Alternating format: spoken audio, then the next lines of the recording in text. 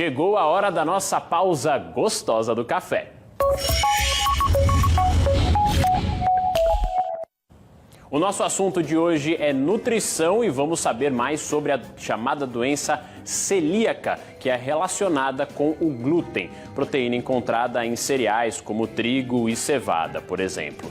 A gente vai conversar sobre isso com a nutricionista Alessandra Gama, que já está aqui com a gente. Doutora Alessandra, muito bom dia, é um prazer recebê-la mais uma vez no BG. Bom dia a todos, bom dia Protásio.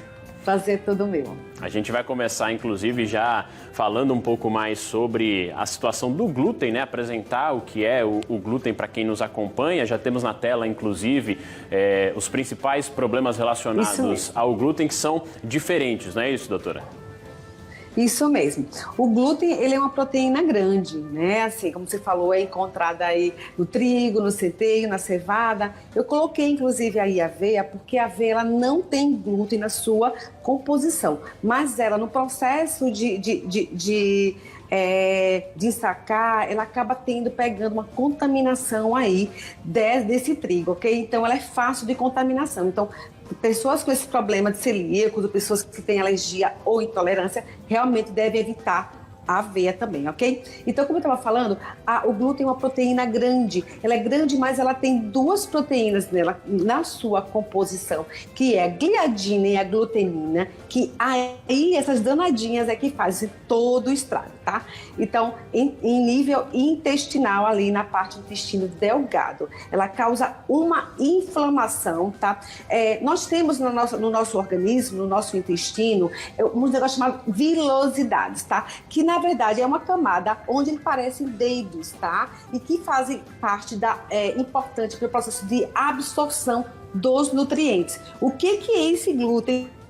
O que acontece quando a pessoa come esse glúten, tá? Essas vilosidades são atacadas e elas acabam formando apenas uma base, impedindo aí a absorção de nutrientes. E aí é que está o grande problema.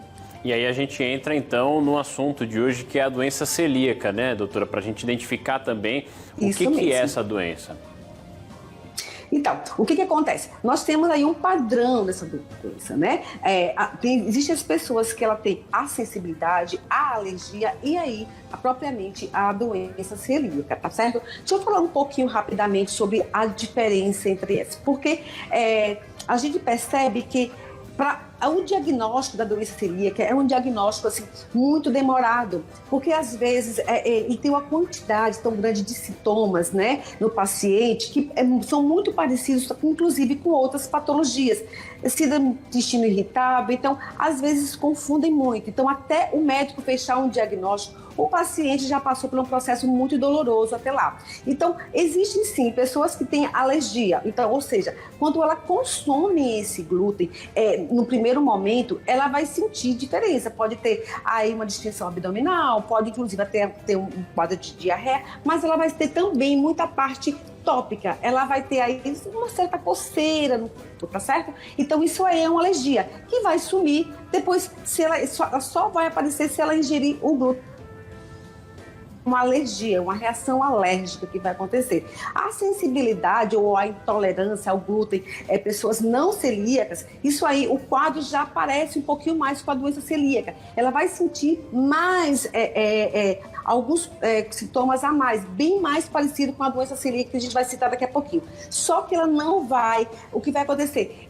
Sabe as vilosidades que eu falei para você? Então, elas não vão ser atingidas. Então, esse paciente não vai ter problema na absorção de nutrientes, porque essas velocidades elas não vão ser destruídas. Isso aí na pessoa que tem sensibilidade ao glúten. Diferente das pessoas que são celíacas, tá? Porque a pessoa celíaca é uma doença de fundo genético, é uma doença autoimune, tá? Que vai desencadear outras patologias e que tem sintomas imensos, tá? Diarreia, flatulência, distensão abdominal, e na verdade a procura e a busca na fechar o diagnóstico é incansável desses pacientes, porque até lá ele perde sua condição social. Por quê? Porque ele não entende o que está acontecendo, então ele está próximo ali, ele vai na pizzaria com os amigos, não sabe, imagine, se o pizzaiolo rodar a pizza e esse grão e esse trigo estiver dentro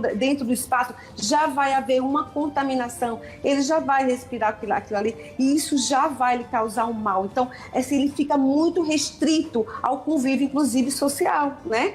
Por quê? Porque ele precisa só comer a comida que é adequada a ele. Ele tem simplesmente que utilizar aqueles próprios utensílios dele, ou seja, ele não pode dividir com outras pessoas da casa. Por exemplo, um prato onde alguém comeu um arroz, uma macarrão, ele não pode utilizar esse prato. Então, assim, é muito mais complicado. O processo de uma pessoa que tem a doença celíaca é realmente mais restrito. Tem que ter um olhar diferenciado. Esse paciente fica mais limitado. Doutora, aproveitando que a senhora falou dos sintomas, a gente está mostrando também, já a cartela mostrando também quais são os sintomas, mas a gente recebeu de uma telespectadora um vídeo, a Roseli, que vai contar pra gente quais são os problemas, os perrengues que ela passou por ser diagnosticada com a doença celíaca. Vamos acompanhar. Tem 2 anos que eu fui diagnosticada, né, com a doença celíaca.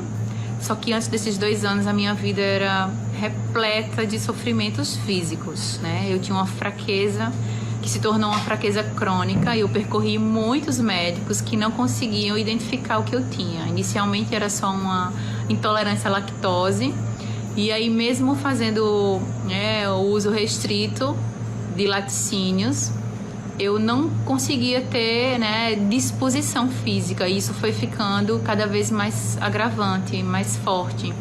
E aí eu passei a necessidade de procurar outros médicos, até enfim diagnosticada com a doença celíaca. E a partir daí a minha vida passou a ser bem diferente, porque a doença celíaca não é só não comer o glúten, né? A gente não pode ter a contaminação cruzada. E aí a nossa vida passa a ser tipo fiscal de glúten, o glúten que está no ar, que está nos utensílios, né? No talher, no prato, na panela, no preparo da comida. Então, muito sofrimento eu passei, porque eu não entendia muita coisa e eu percebia que nem os médicos sabiam orientar direito o que a gente precisava fazer ou deixar de fazer. E mesmo dentro do diagnóstico, eu muitas vezes fiz uso de coisas que eu sabia, que eu achava que podia, mas no fundo tinha contaminação. É uma mudança de rotina. Tudo que a Roseli falou, doutora Alessandra, reforçou aquilo que você estava apresentando para a gente e me chamou a atenção quando ela falou a demora do diagnóstico, que também foi algo citado. Então, como é que é possível fazer esse diagnóstico? Isso mesmo. A primeira coisa é buscar realmente um profissional, tá? Que tenha sua relação direta, que seja mais específico, tá? No tratamento de doenças celíacas. Porque aí ele já vai sentir os sintomas, percebe que existe alguma coisa que eu falei aqui, você acha que está relacionado com o que você está sentindo? Busca essa ajuda, tá? Como eu te falei, doença celíaca é uma doença autoimune. Ela acaba destruindo o seu... Ela briga contra você, com o seu próprio organismo. Então, assim, quanto mais rápido descobrir, melhor. Busca a ajuda de um profissional, tá? O gastroenterologista, que é a pessoa mais indicada, e sim, aí ele vai fazer exames específicos. São exames sanguíneos, tá? Com marcadores diretamente para obter a contagem das 2 proteínas aí, que é a gliadina e a glutenina. Ele vai saber, porque é a parte imunológica aí. Então, são exames mais específicos, ok? Então, um exame também que eles fazem é a biópsia aí também na parte do intestino delgado, que também consegue comprovar. Mas até fechar esse diagnóstico, tá? É importante que o glúten seja realmente evitado, tá? Trocando aí parte da alimentação, substituindo tudo que tem glúten, que tem o centeio, que tem a cevada, por alimentos ricos em raiz, em outros nutrientes, porque é importante que esse paciente está sem absorção de nutrientes, é importante também fazer uma suplementação, e isso aí, somente o nutricionista, o nutrólogo ou o médico específico que vai conduzir melhor esse processo. Perfeito, doutora Alessandra. Orientações importantíssimas e eu queria lhe agradecer mais uma vez a participação aqui no Balanço Geral Alagoas. Uma ótima terça. Obrigada, Protásio. Bom dia a todos e boa semana. Doutora Alessandra Gama, na nossa pausa do café de hoje, nessa terça-feira.